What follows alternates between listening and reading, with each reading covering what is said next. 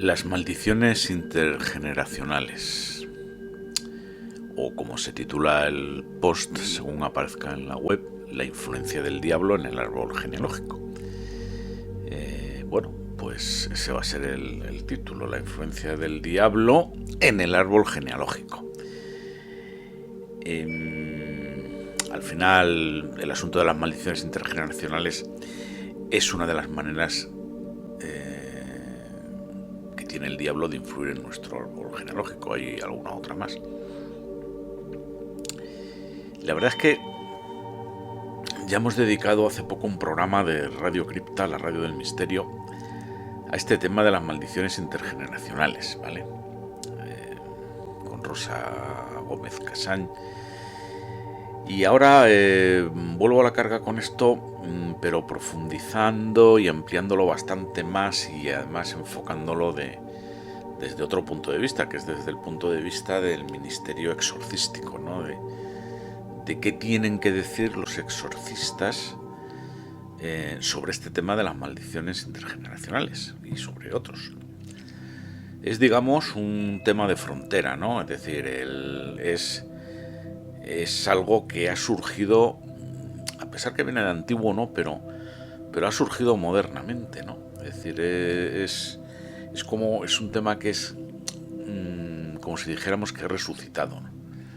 O sea, el tema de las almas errantes, por ejemplo, que vamos a tocar aquí de nuevo, a pesar de que ya lo hemos hecho en otros posts de esta web, pero aquí volvemos un poco también a retomarlo porque es muy importante, y ese tema de las almas errantes ya aparece en el ritual de exorcismo del siglo XVII, de 1614, pero fijaros, es algo que se olvidó, a pesar de que se conoce desde el siglo XVII y probablemente desde muchísimo antes.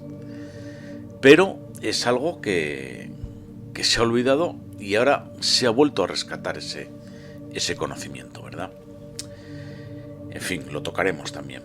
Las maldiciones intergeneracionales, las posesiones en el útero materno, la sanación a través de bendiciones en el embarazo, en el seno materno, las culpas heredadas por los pecados de los antepasados, las cargas epigenéticas, las cadenas intergeneracionales, las heridas producidas en la gestación, son frases que describen los temas que vamos a tratar en este post, en esta oscura y húmeda cripta.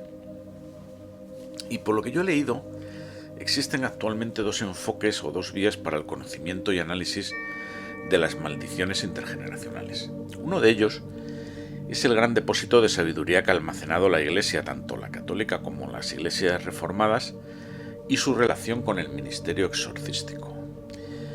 La otra vía de conocimiento son, pues las que hoy día orbitan en torno a sanadores, terapeutas, exorcistas no ordenados, chamanes, brujos, videntes, etc. Son los profesionales de las llamadas constelaciones familiares, análisis de todo tipo, ¿no?, que hacen ellos, que conste que tienen mi más absoluto respeto, O sea, porque en esta web se respeta a todo el mundo del misterio.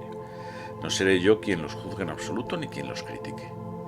Pero esta vez, como he dicho antes, lo voy a enfocar más el asunto por la vía de qué dicen las iglesias y los exorcistas. He leído bastante sobre ellos. Creo que 2000 años de experiencia acumulada son dignos de tener en cuenta. Se suele decir que el diablo sabe más por viejo que por diablo, y aunque suene paradójico, este dicho se puede aplicar también a la Iglesia, tanto la católica como la reformada.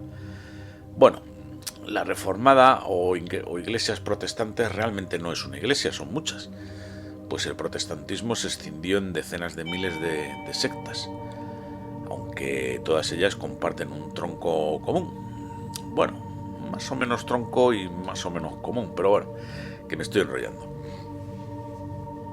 Es notable el hecho de la enorme experiencia de las iglesias en este tema, ¿vale? Pero también en otros asuntos, por supuesto. O sea, probablemente, sin temor a equivocarnos, ¿verdad?, pues sea la Iglesia Católica quien más conozca de la psicología del comportamiento humano. Y esto no es magia, ni el Espíritu Santo. O sea, son simplemente 2000 años Fijaros, 2000 años de oír a personas contar sus miserias en los confesionarios. Eso da una experiencia, una casuística, como diría don Santiago Vázquez, da una casuística tremenda. O sea, 2000 años de oír confesiones, pues simplemente como casuística, vamos, es un tratado de psicología humana tremendo. Como toda la doctrina de las iglesias sobre algo, pues se busca siempre el fundamento bíblico, ¿vale? Ya que la Biblia en teoría es la palabra de Dios inspirada por Dios mismo a los hombres que la escribieron. Entonces, bueno, a ver, cuando se habla de estos temas, aquí no hay ciencia, ¿vale? Aquí no hay nada científico. Si fuera algo científico, no ni siquiera tendría lugar el comentarlo aquí. Esto se tiene que basar todo, son temas espirituales. Entonces, si lo tratamos desde un punto de vista religioso, en este caso desde el punto de vista de cristiano,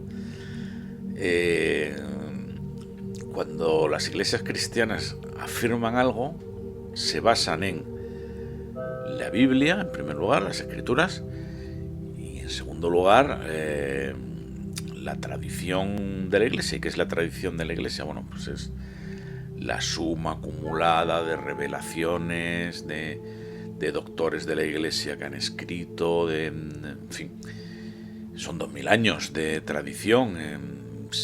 Otra cosa no, pero si la iglesia se ha trabajado algo, precisamente ha sido el poner orden, el expurgar en todo ese cúmulo de tradición y de conocimiento acumulado y de ordenarlo. Es decir, las publicaciones de la iglesia son absolutamente desconocidas para el 99,99% de la población, ¿no?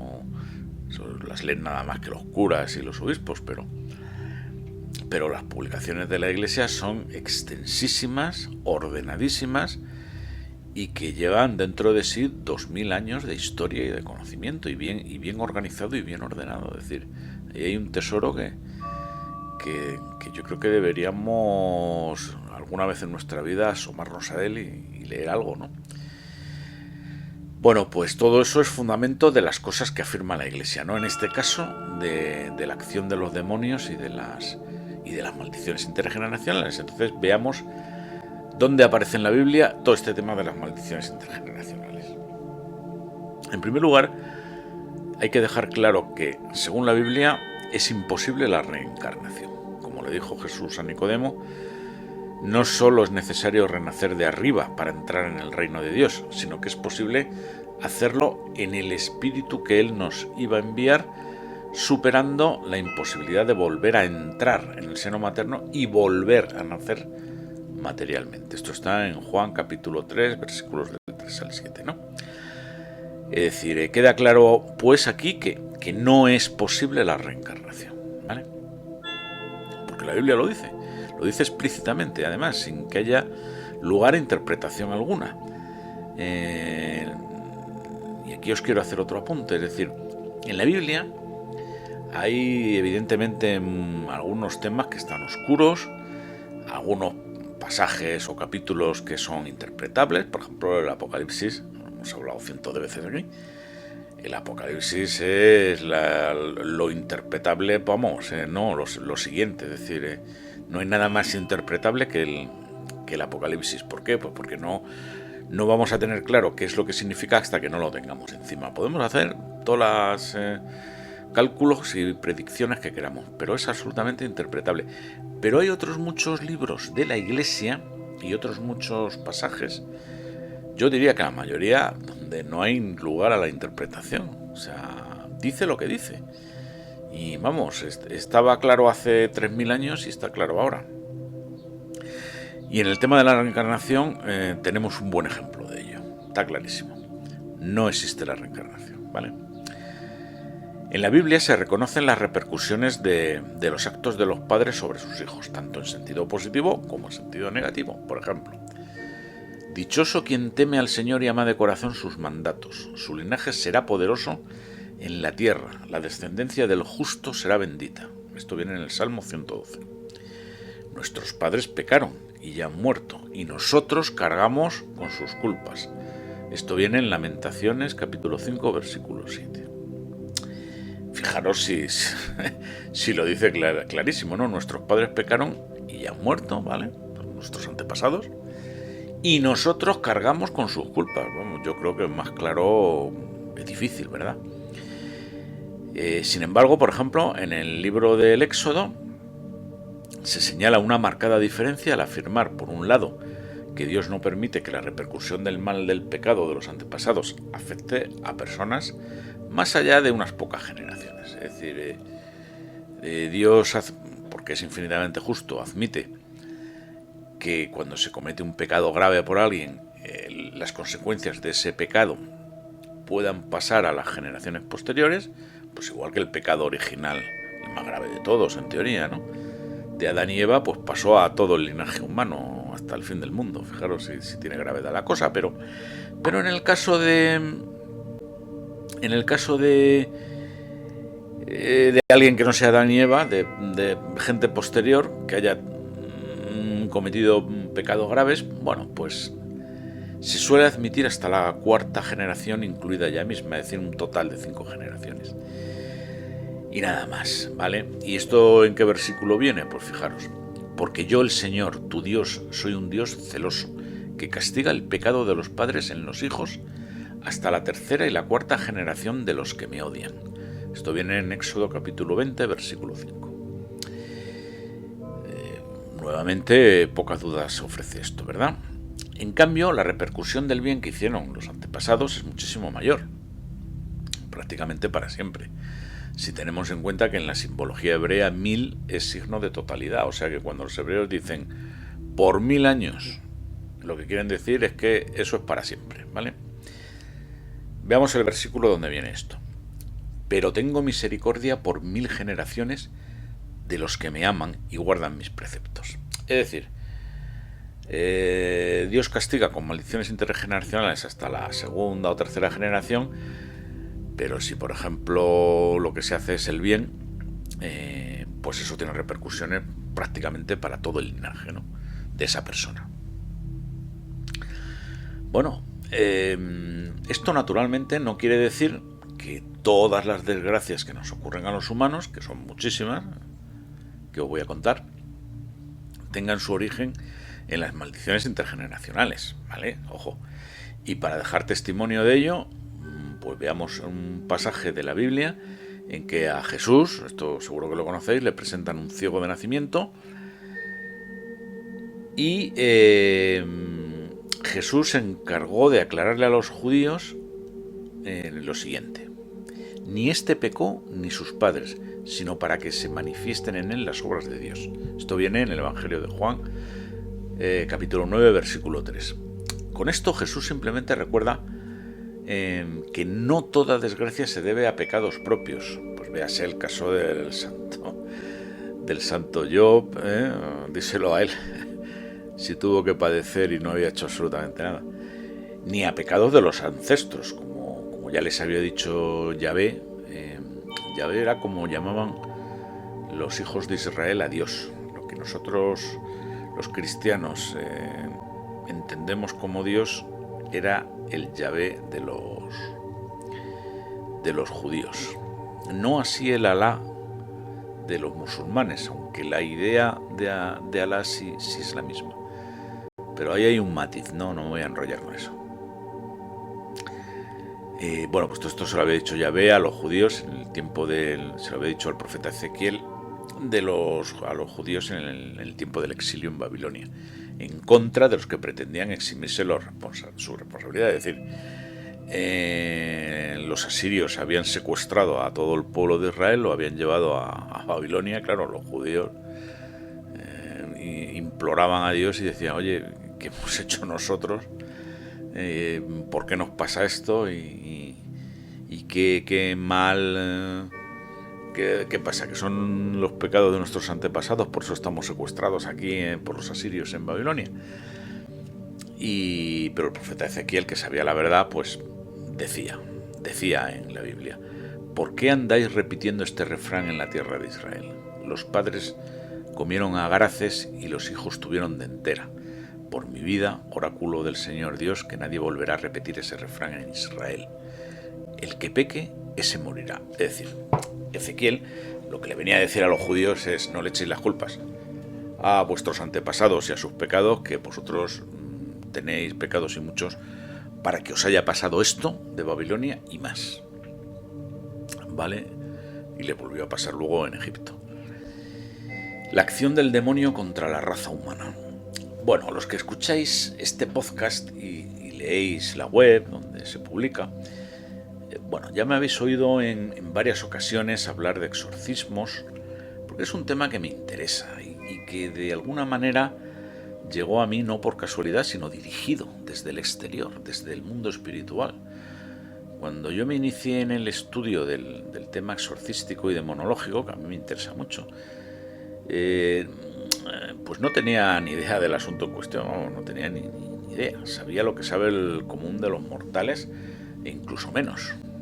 Es un tema, no obstante, que además es un tema que por una parte me causaba temor y por otra sentía hacia él pues una atracción fatal, ¿no? Es decir, pero fijaros, ahí no quedaba la cosa. Es decir, yo, ¿qué era lo que sabía de estos temas? Pues yo veía la peli del exorcista, La maldición de Damien, La profecía y no sé, y a pocas películas más, y ahí en el cine digamos que terminaba mi curiosidad. Pero un día entré en una librería, en concreto en la librería del Corte Inglés, que hay en la calle Preciados de Madrid. Mucha gente la habrá conocido y habrá entrado en ella, los que vivan en Madrid. Esa librería ya ha desaparecido, ¿vale? En su lugar pusieron algo de electrónica o de discos. La verdad es que no lo recuerdo bien, ¿no? Y ya hace muchos años que no paso por allí. Esto sería por 2006, quizá antes, quizá fuera antes. Yo creo que quizá fue antes. No existían smartphones, ni iPad, ni libros electrónicos. Internet todavía era algo, bueno, pues no tan omnipresente como ahora, ¿vale?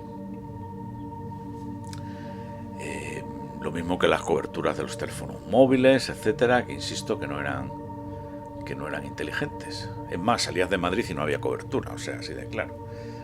En cuanto te apartabas de la autopista, adiós la cobertura. Bueno, pues entré en la librería a ver si encontraba a un libro interesante, ¿no? Bueno, entonces se leía todo en papel. Bajé hasta el último sótano, ¿no? Porque era un sitio, pues así, que tenía una planta, me parece que una planta a nivel de calle, y luego había dos plantas de sótano, me parece.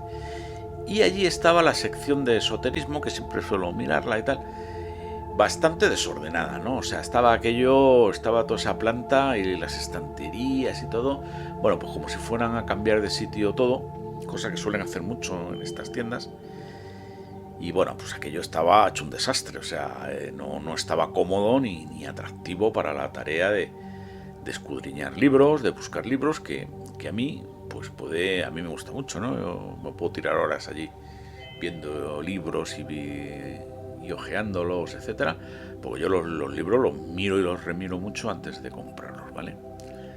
Bien, pues como dije, bajé hasta el último sótano, eché un rápido vistazo, vi el desorden y bueno, pues decidí subir otra vez e irme a otra librería, ¿no? Está claro que ese no era el sitio ni el momento para ver libros allí. Miré fugazmente algunos libros, casi al azar, y antes de tomar el ascensor para salir de la librería, me dirigí como un resorte hacia una estantería en concreto. O sea, había varias paredes y en todas ellas había estanterías. Y me fui a la balda de abajo, la de abajo del todo, la que está pegada al suelo, y allí había un montón de libros desordenados y descolocados. Además no se veían, porque es que había que agachar el lomo mucho para llegar hasta ellos, ¿no? Bueno, pues, o sea, vamos, que es que ni agachándote veías los libros, porque estaban abajo del todo, en el suelo. Y además amontonados. Bueno, pues yo me agaché allí, metí la mano así al azar en la estantería y saqué 2 o 3 libros. Y entre ellos había uno que se titulaba Demoniacum, de un tal Padre Fortea. Coño, me llamó la atención muchísimo. Lo cogí, lo pagué y me marché. Nunca supe por qué me vi impulsado a ir a esa estantería, ni a rebuscar entre el montón de libros que no se veían, etcétera. Tampoco era mi hora de ver libros y tal, porque yo eso me gusta más hacerlo por la noche, o al tiempo de cerrar. Bueno, el caso es que es un caso en los que el libro te encuentra a ti y no tú a él, ¿vale? Yo no sabía absolutamente nada de demonología y había dado con el mejor libro que se había publicado en España sobre el asunto, y además recién publicado. Hoy día tengo en mi biblioteca más de 20 libros de los mejores sobre este asunto. Conozco además personalmente al Padre Fortea, estuve presente en la presentación de su tesis doctoral en Roma, y la verdad es que pues he aprendido muchas cosas sobre este apasionante tema, esta apasionante ventana al mundo espiritual. Y una de ellas, muy útil, es la clasificación de los tipos de acciones que el diablo puede ejercer sobre nosotros. Creo que la mejor, hay muchas, ¿vale?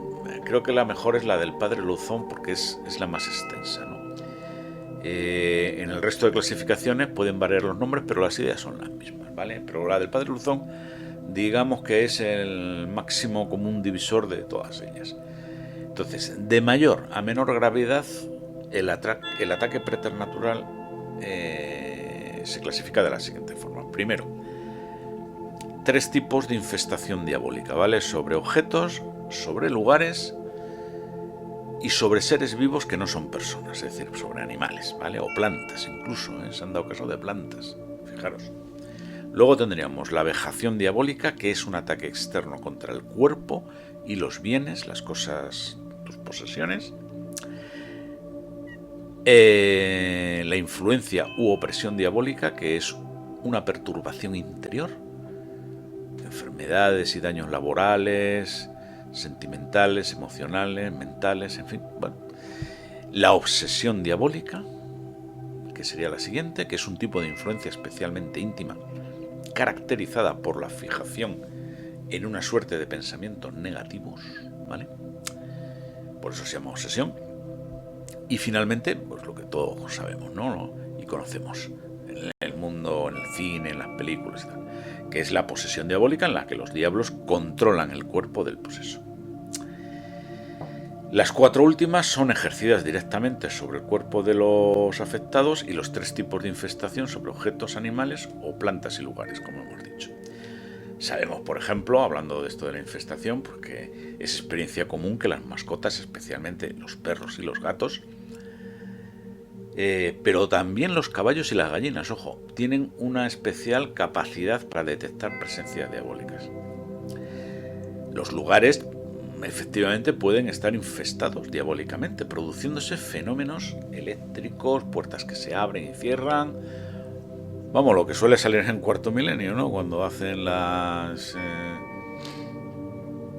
visitas ahí con Aldo y con Paloma y todo esto, ¿no? Y las experiencias esas de grabar psicofonías y tal. Bueno, pues todo eso se hace en lugares que tienen seguramente, probablemente, una infestación diabólica, o son centro de aparición de almas errantes, como veremos posteriormente, ¿no? Y se caracterizan pues por todo eso, precisamente, que sale en Cuarto Milenio: objetos que se mueven, que se caen sin romperse, ojo a ese dato, empujones, sensaciones de ser tocado o de que alguien te habla al oído, ruidos, crujidos, olor a azufre, etc. Las causas de todo esto suelen ser maleficios, misas negras, abortos, asesinatos, incestos, prostitución, esclavitud, que dejan una impronta de maldad sobre los lugares infestados, ¿vale? Y que tienen mucha relación con lo que vamos a hablar de las maldiciones intergeneracionales, por eso lo adelanto aquí. También las almas de los muertos, los llamados fantasmas o almas errantes, pueden guardar una especial vinculación con un lugar infestado, pudiendo quedar atrapadas en el lugar en cuestión, pues, por ejemplo, por haber fallecido de improviso.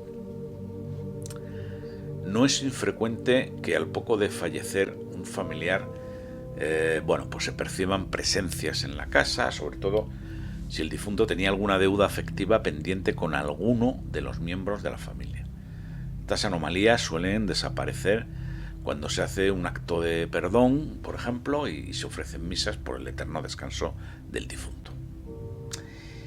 Los diablos son muy diferentes en sus naturalezas y poderes, pero usan las mismas puertas para entrar en sus víctimas: pecados, carencias afectivas, defectos del carácter, ocultismo practicado, resentimiento, maleficios recibidos, heridas en el seno materno y heridas ancestrales. Quiero subrayar aquí el tema del ocultismo practicado. A ver, igual que ser homosexual no es pecado, lo es la práctica de la homosexualidad, pero no sentir atracción por el sexo propio. Leer un libro, por ejemplo, de Ouija, tampoco es pecado. Sería practicar la Ouija, pero leer un libro, en principio, no, que yo sepa, y de esto creo que sé, no es pecado. Esta clasificación de las vías por las que el demonio puede entrar a poseer a las personas explicaría por qué, por ejemplo, el 90% de los posesos son mujeres, o sea, son posesas. No sé si conocíais ese dato, pero es curioso, ¿no? Es decir, bueno, ¿por qué resultan poseídas las mujeres en mucha más proporción que los hombres? Es muy fácil de entender. El diablo, cuando, por ejemplo, imaginaros que lanzan una maldición o un hechizo sobre una familia. Entonces, ¿a quién va a poseer el diablo? Pues el diablo va a poseer al miembro más débil psicológicamente, y esos son las mujeres. No todas, o sea, pero sí en la mayor parte de los casos. Esto no quiere decir que la mujer sea más débil que el hombre, ni muchísimo menos, sino que es mucho más sensible y perceptiva, y se da cuenta de las cosas mucho mejor que los hombres, que somos bastante más primitivos, ¿no? Son más conscientes y más espirituales. Los hombres, por regla general, bueno, pues somos más simples, más pasotas, no percibimos casi nada y somos más materialistas y desde luego muchísimo menos espirituales. Eso explicaría por qué la mayoría de las posesiones se da en mujeres. Los demonios pueden manejar a los posesos a través de diversos niveles de actividad cerebral humana y por lo tanto de manifestarse de forma muy distintas. Esos niveles de la actividad cerebral humana son el consciente, el subconsciente, el inconsciente, el infraconsciente y el supraconsciente. Son 5, yo no sabía que había tantos, pero sí los hay. Por ejemplo, quien está poseído en su consciente a causa de una culpa suya, por ejemplo, haber pecado gravemente, imaginaros, no se dará cuenta de lo que le pasa cuando entra en trance de posesión diabólica. Es el caso, por ejemplo, de la niña del exorcista. Es decir, cuando se despertaba no recordaba nada. En cambio, el poseído puede mantenerse perfectamente consciente mientras su cuerpo es manipulado por los demonios durante el trance. Bien, porque fue abusado, ¿vale? Cuestión que se relega al subconsciente. Bien, porque las heridas recibidas durante la gestación quedan en el inconsciente. O bien, por un maleficio ancestral con el que carga mediante ataduras epigenéticas en su infraconsciente. ¿Vale? Eso serían las maneras en las que puede el demonio operar sobre esos niveles cerebrales.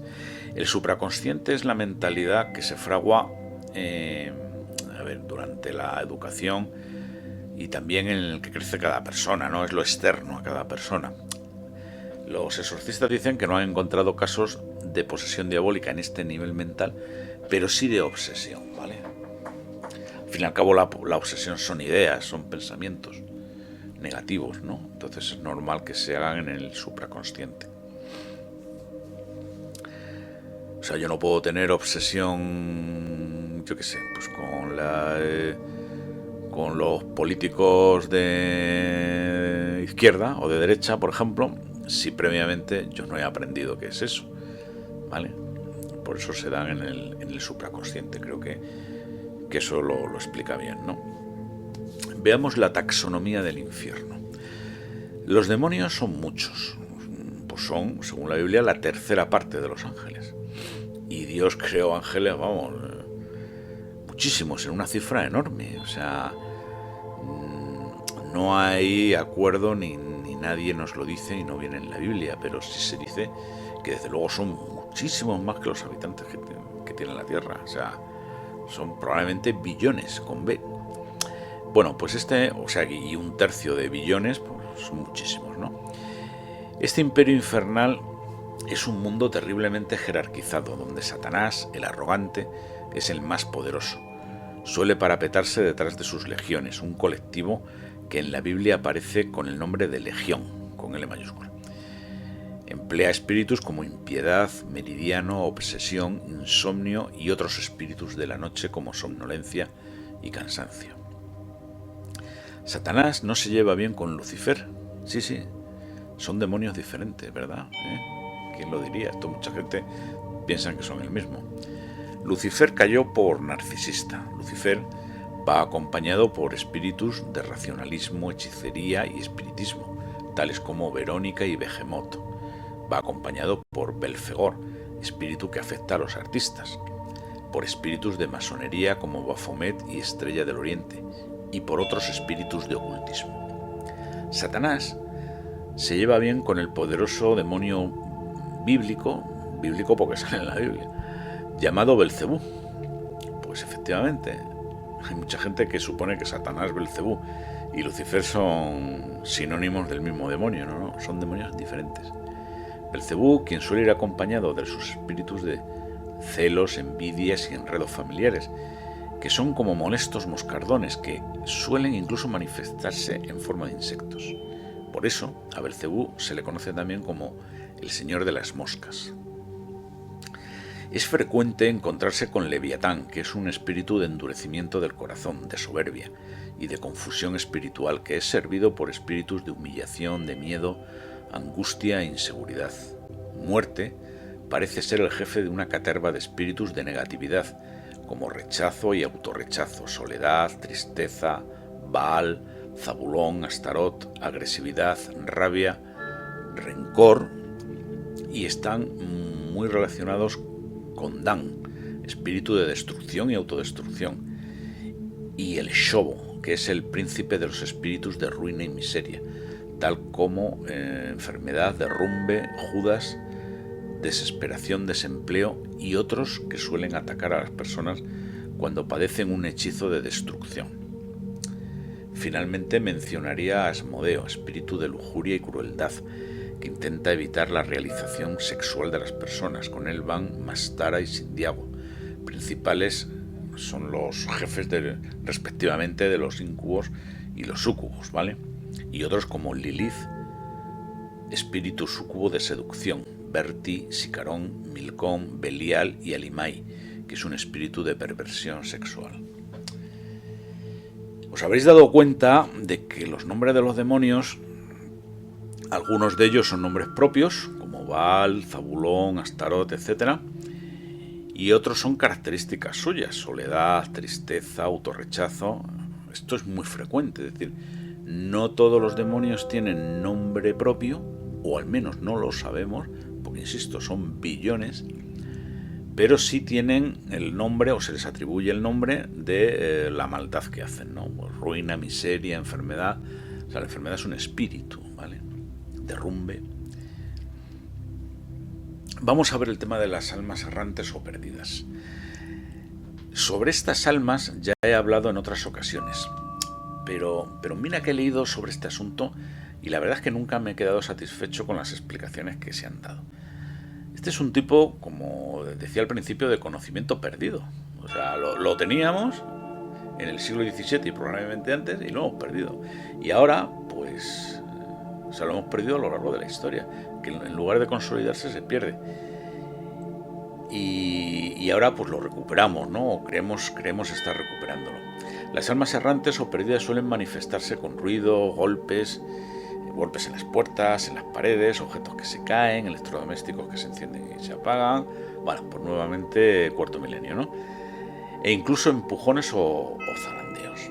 De hecho ya existían, ya se hablaba de ellas en el ritual exorcístico de 1614, aunque los exorcistas del siglo XVII pensaban que se trataba de engaños de los diablos, ¿vale? Es decir, es que la Iglesia va aprendiendo con el transcurso de los años y según van ocurriendo las cosas. Aquí no todo viene por ciencia infusa.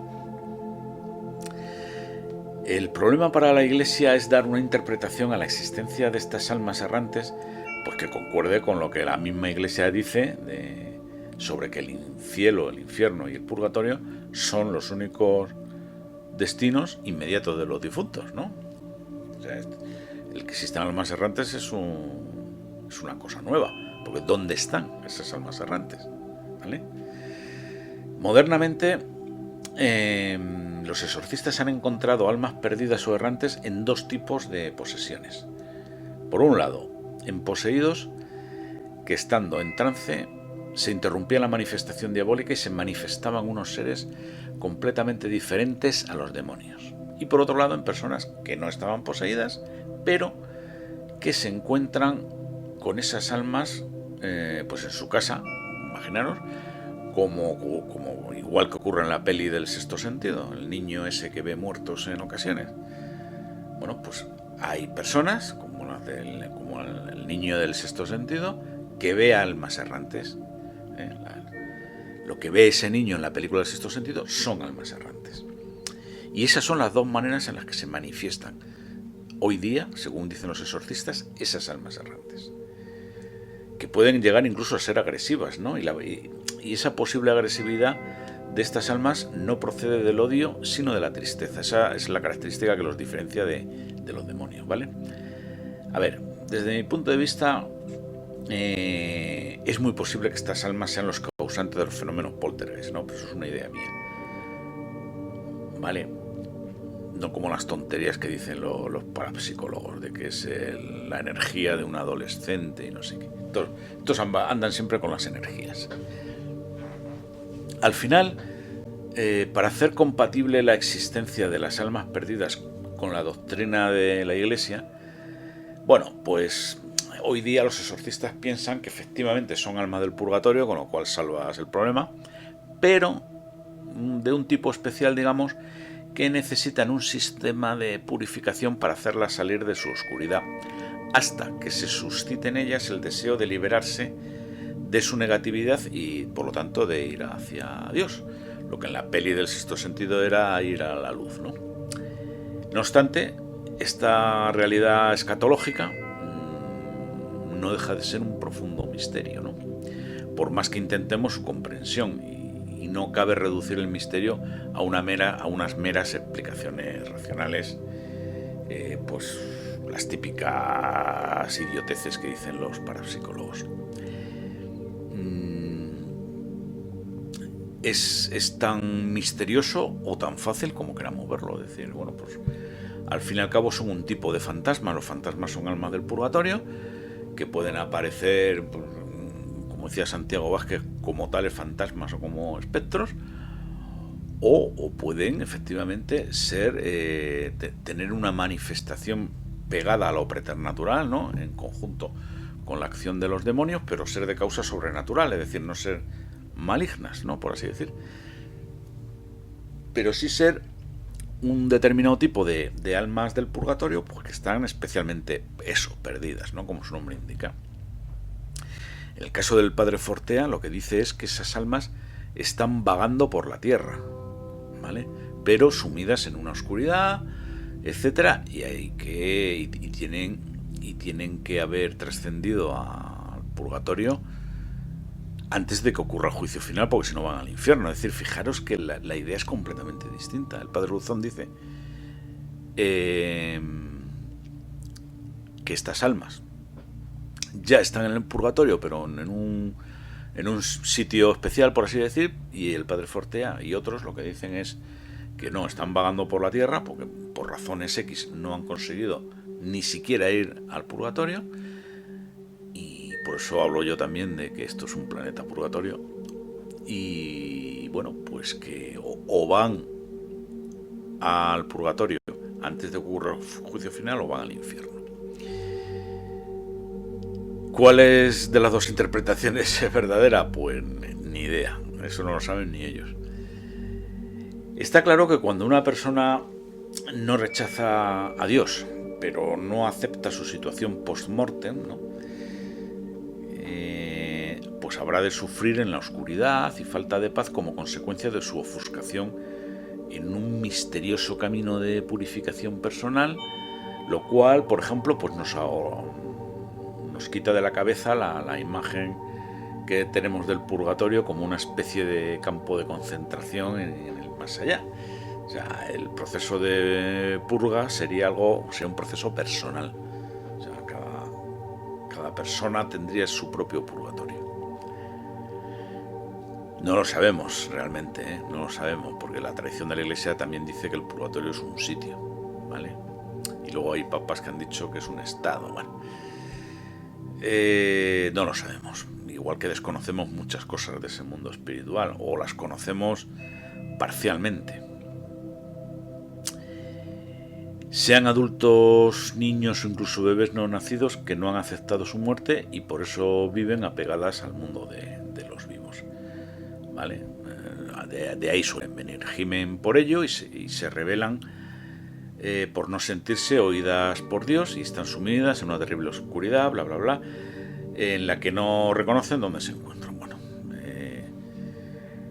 algún día lo sabremos.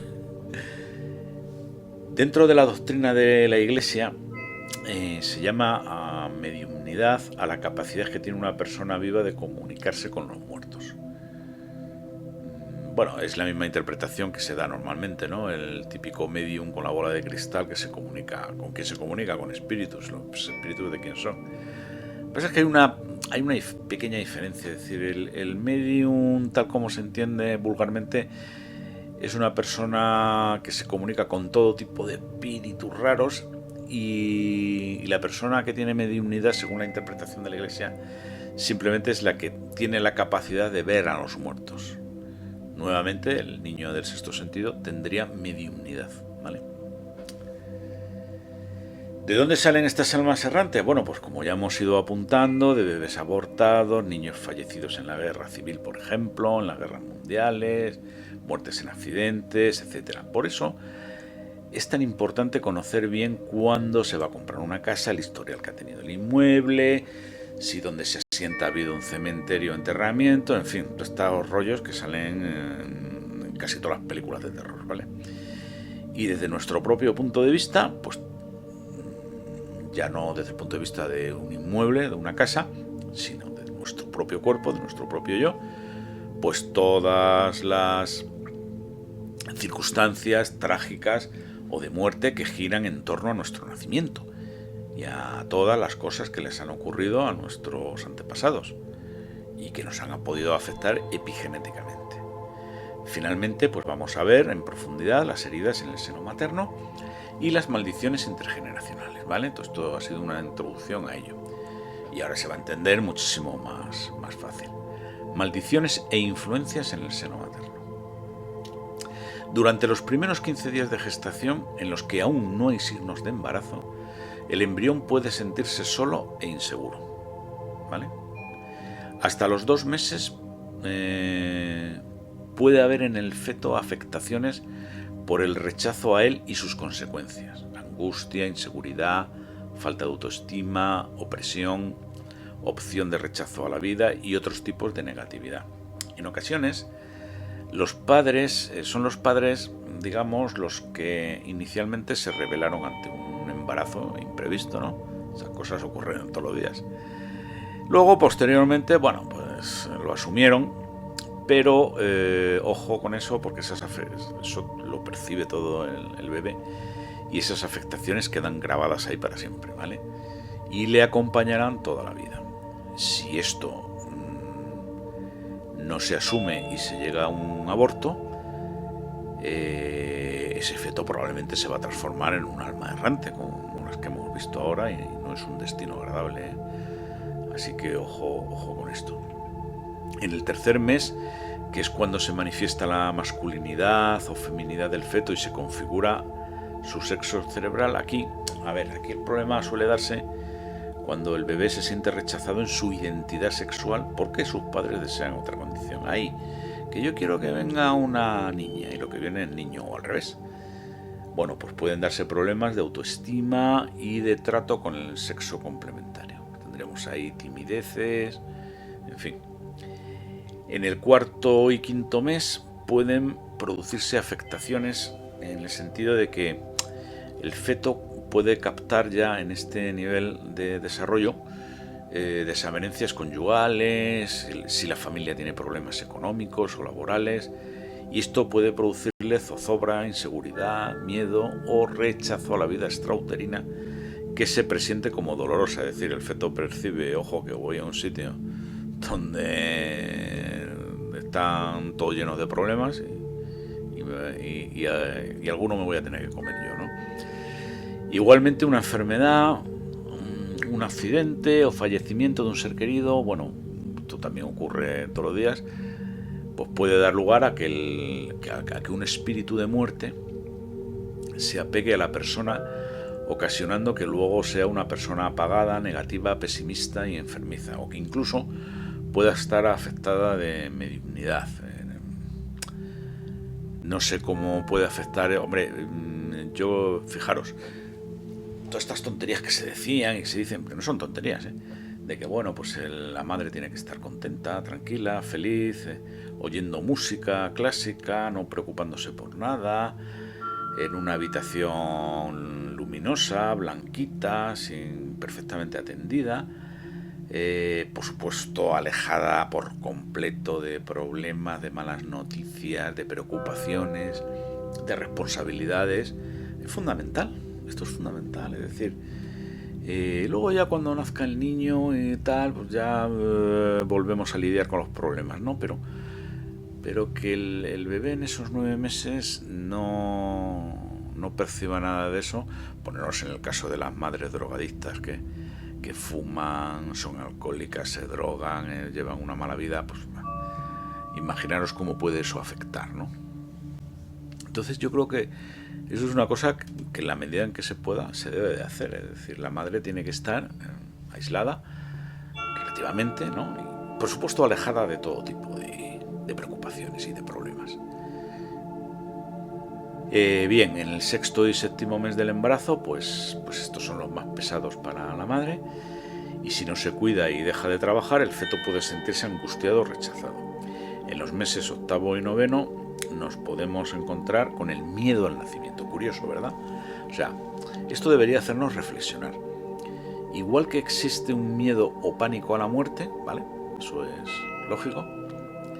También existe un miedo y pánico a nacer, ¿vale? Quedaros con esa idea, que es muy importante. E igualmente que hay tránsitos dolorosos cuando morimos, también hay partos difíciles. Pero lo que es el hecho de morir o el hecho de nacer, pues es algo inmediato. O sea, tú cuando te mueres, ¡pum!, eso es en un segundo. Y cuando naces, lo mismo. El problema es pues todo lo que viene antes, ¿no? Todo lo que tú puedes padecer, tanto cuando te vas a morir como cuando vas a nacer, ¿vale? Ese es el problema.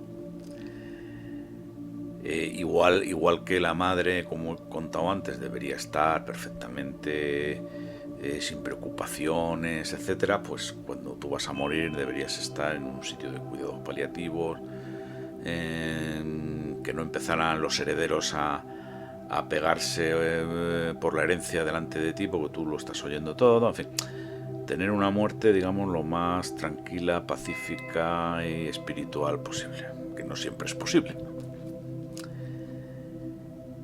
Bueno, pues finalmente,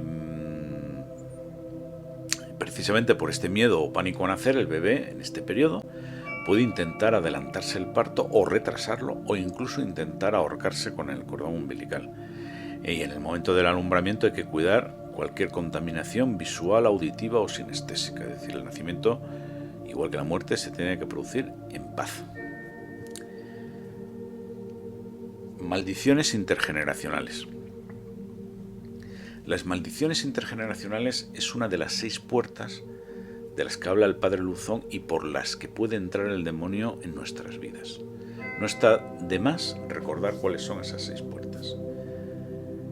La primera, vivir en pecado. La segunda, relación con el ocultismo, todo lo que tenga que ver con el ocultismo.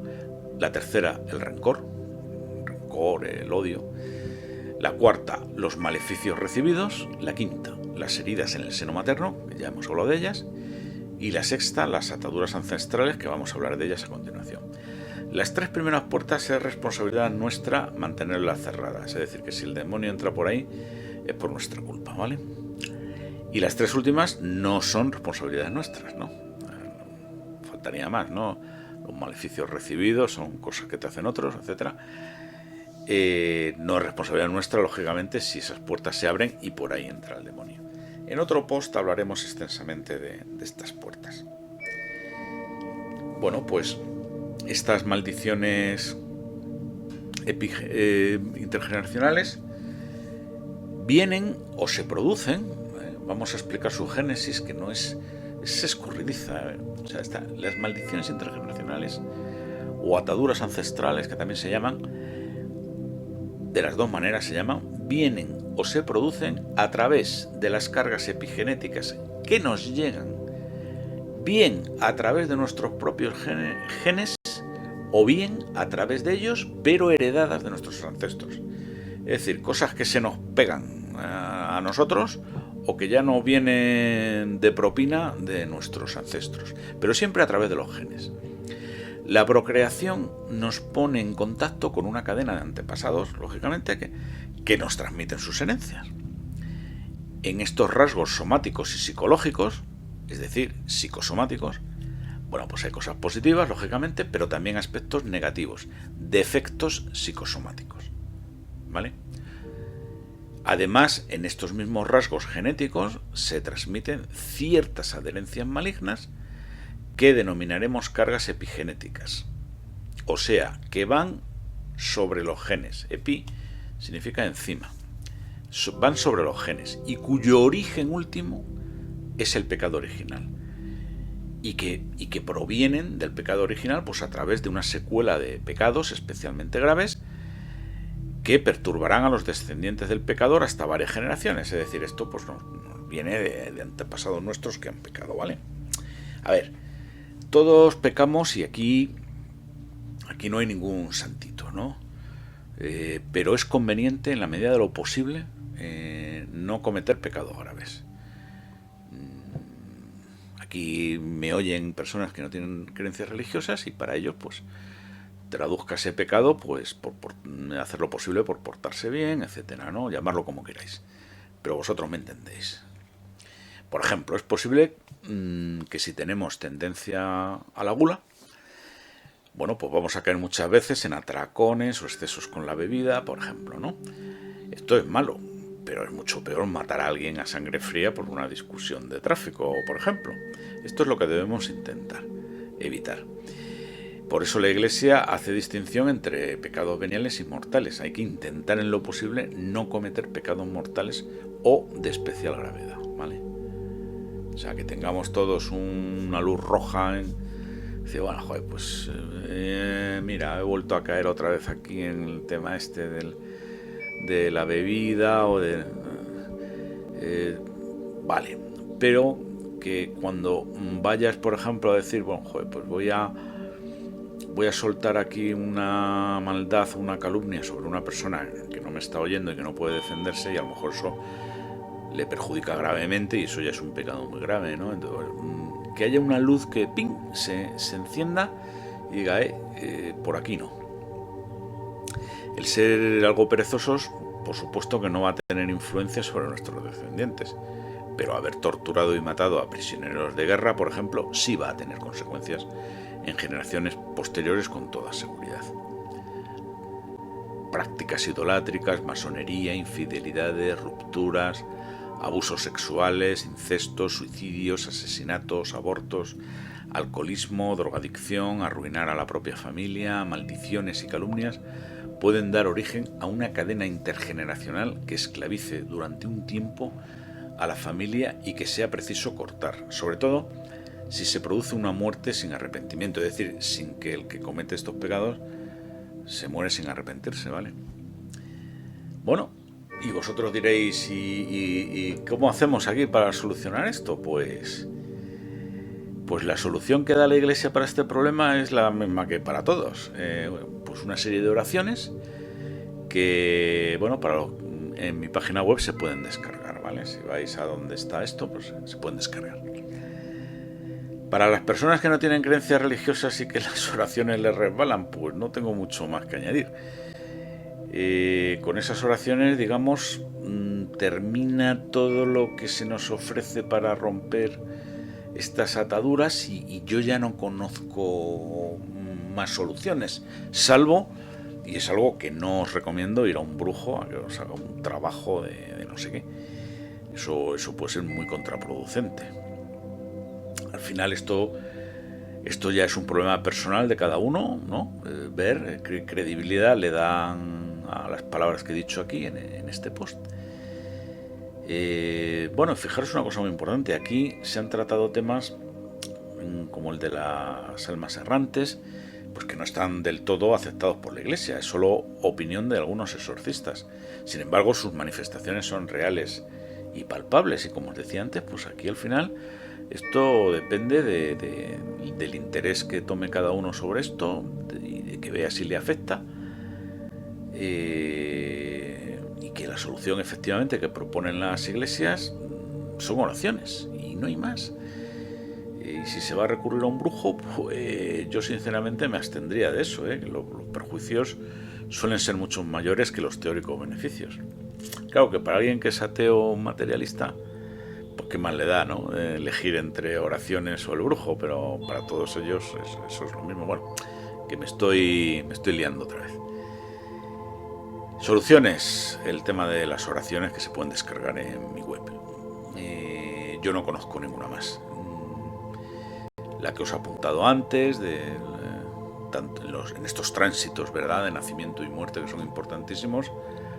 Máxima paz, máxima espiritualidad, nada de preocupaciones, todo guay, todo buen rollito y no se me ocurre más, ni menos, claro. Espero que con este post, bueno, pues haya arrojado algo de luz en este oscuro y controvertido tema. Seguro que me dejo cosas importantes o que me he columpiado en alguna que otra. Y no me cabe la menor duda de que vamos a tener noticias nuevas sobre todo esto, que van a salir a la luz y por supuesto lo volveremos a tratar en esta oscura y húmeda cripta.